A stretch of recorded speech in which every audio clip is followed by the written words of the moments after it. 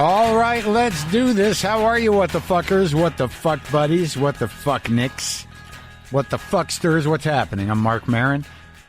This is my podcast, WTF. Welcome to it.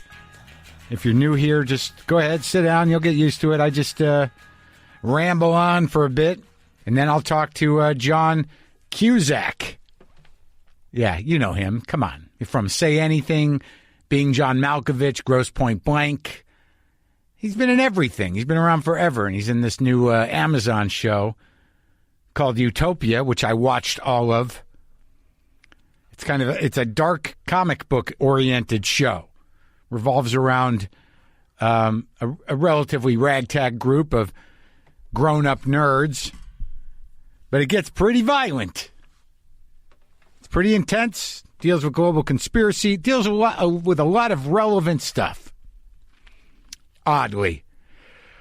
What's going on with you guys, man? Is it like, hey, I don't want to be grim or dark or even, I don't want to overgloat on some level, but I mean on a very basic level, I think what's happened here in the world of the United States of America, the great country of the United States of America, is that we've been given a few days off. A dark few days. It's a dark reprieve, but it's interesting to sort of continue along the lines of a joke I did on my comedy special in 2017. I think it was Too Real.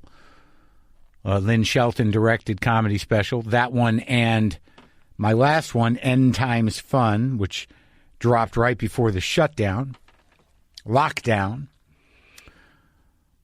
But the idea I had in Too Real was that, living in this country during this period with this administration, when you pick up your phone and open your news app, it's like having your abusive stepfather kick open your bedroom door just to say, I'm burning the house down, then turn around and slam the door behind him. And you're sitting there thinking, like, what? Should I leave? Do I have to leave?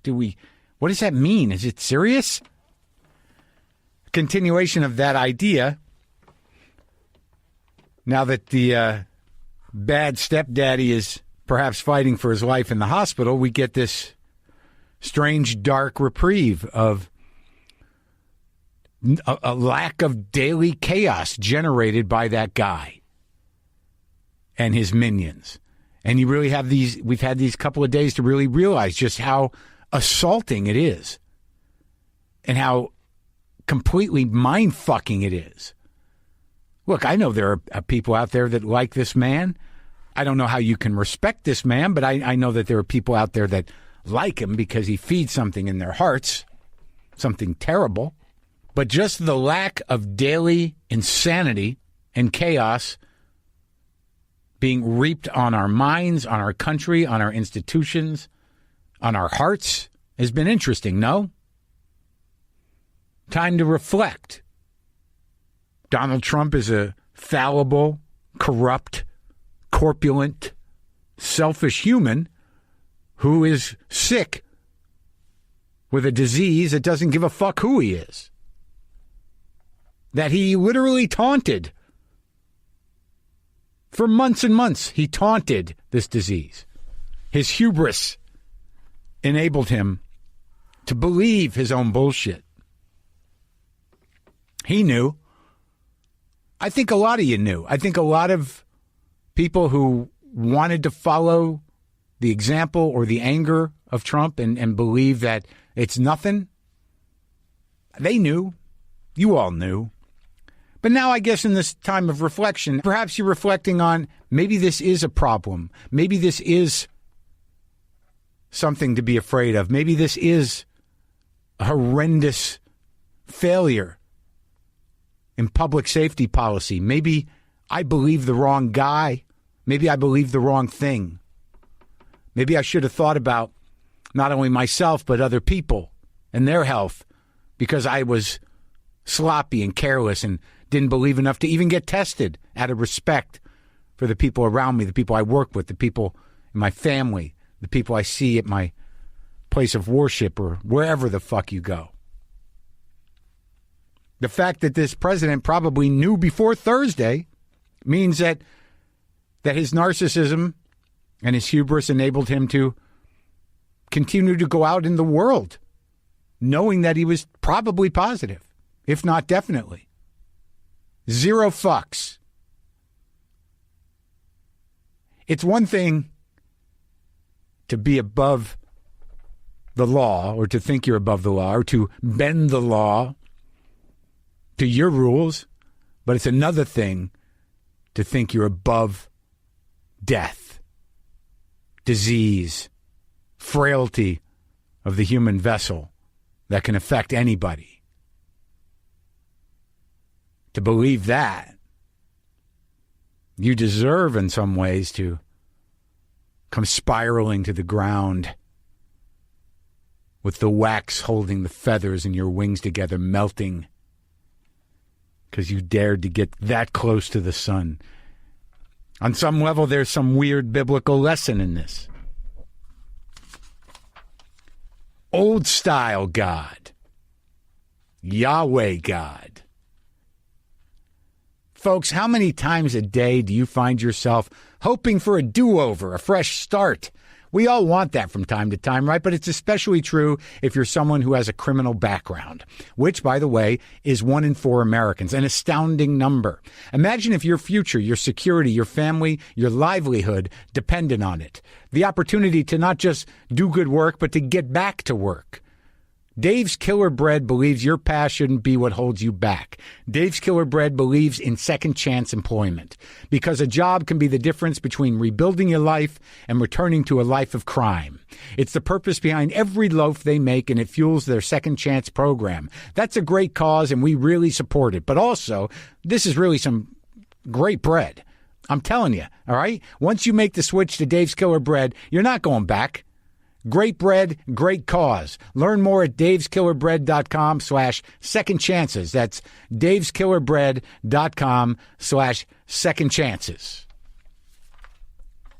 But as I was saying, perhaps on the other side of this, in this time of reflection, I mean, if there's anything that should be clear is that the disease doesn't care, and the only way we're going to get back to any sense of functionality is if everyone gets on board and takes the precautions necessary to move forward, to stop being belligerent children and to think that a mask is somehow an impingement on your freedom. No one's telling you can't do anything. We're just telling you to give a shit about the other people in your life, the older people in this world, the frail people in this world, the people who have pre-existing conditions, the people that have to go to work every day, and fucking behave properly so we can fucking get through this. I mean, Jesus, man. What are you fucking for? Got my mail-in ballot. I'm going to hold off on it. Not because I don't know who I'm going to vote for, but I don't know what's going to happen in the next few days.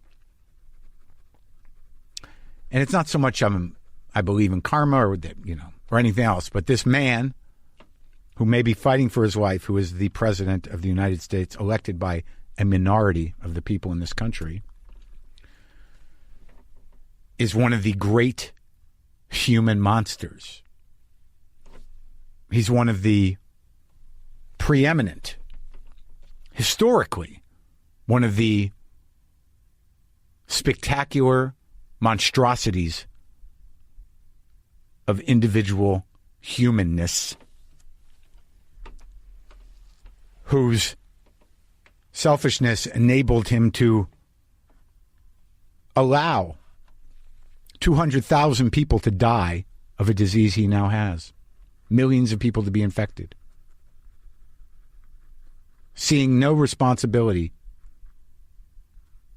in himself as the leader of this country to make it a priority to put healthcare policy front and foremost. Would have been easy.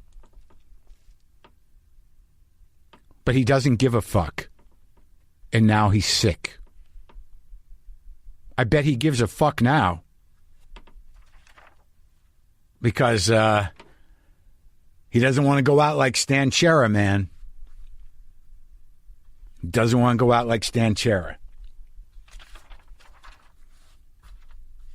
Folks, Thousands of business owners have discovered the benefits of Stamps.com in recent months. Now's your chance.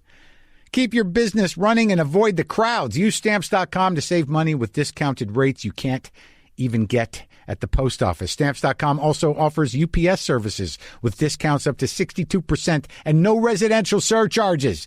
We've been using Stamps.com for almost a decade, since 2011, and it just makes sense, folks. Stamps.com brings all the mailing and shipping services you need right to your computer in the comfort of your home or office. Whether you're a small business sending invoices, an online seller shipping out products, or just working from home and need to mail stuff, Stamps.com can handle it all with ease. Use your comprinter, use your computer to print out official U.S. postage 24/7 for any letter, any package, any class of mail, anywhere you want to send it.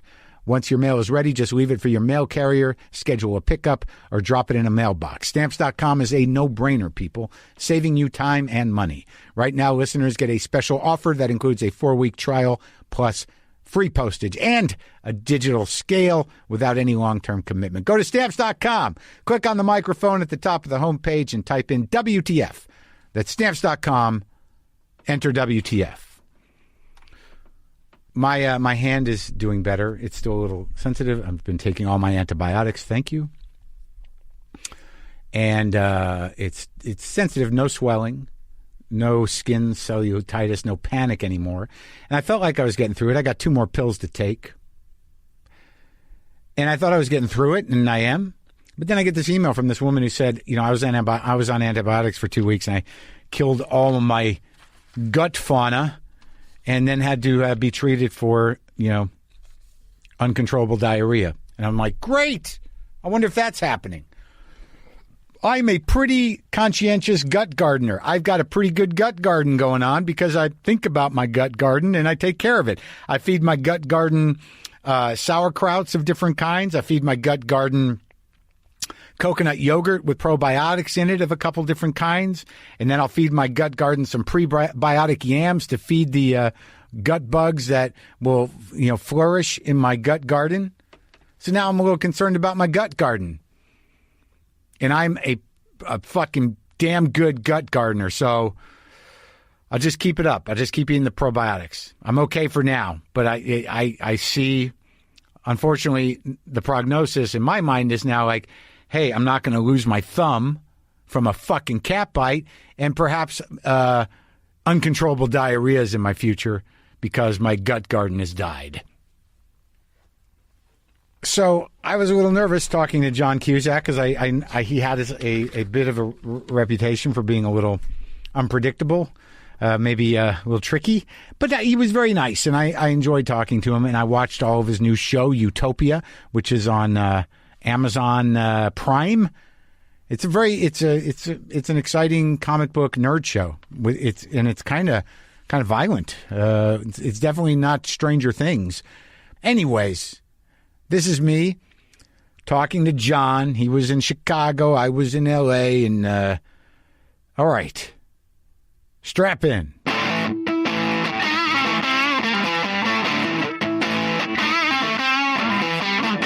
How are you? I'm good. I'm happy to see you. How are you? I'm good, man. Dude, I'm watching this fucking show, Utopia. I watched all of it. Oh, did you? I did. Did you watch all 8 episodes? I got 7. There's another one? Or is there 8? Yeah, I think there's like the final. How did they not give me that? I think they're saving that piece for the end. They don't want anyone to see that. Here's the thing about this. It's odd because I watched, I interviewed Janelle Monáe for Homecoming, and your sister plays a sort of morally dubious, evil person in that. And you, in this one, are a completely immoral, dubious, evil fuck in this.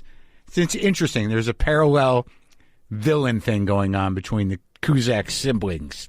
We're just trying to portray one of the many great benevolent billionaires that are there for all of our common good.